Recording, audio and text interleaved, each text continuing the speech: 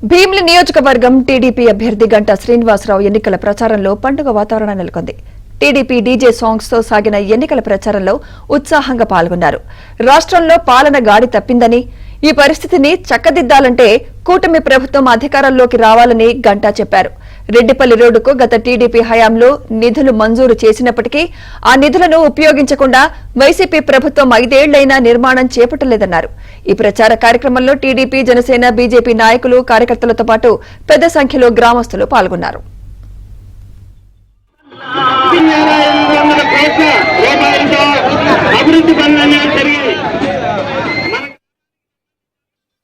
Telugu Desam, Janasena, Bharatiya Janata party 3 ఉమ్మడి కూటమిగా పోటీ చేసిన విషయం మీకు తెలుసు.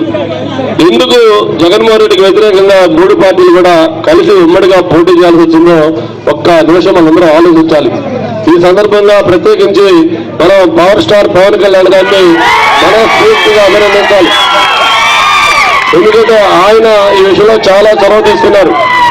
తను విశ్వ ప్రయత్నం చేశారు. ఒక పక్క భారతీయ జనతా పార్టీని, మరో పక్క తెలుగుదేశం పార్టీని ఇద్దరిని కూడా సమన్వయం చేసుకుంటూ ఆయన సన్నలగత్తగా ఉండి ఈ 3 పార్టీలను కూటమి తీసుకొచ్చాడు.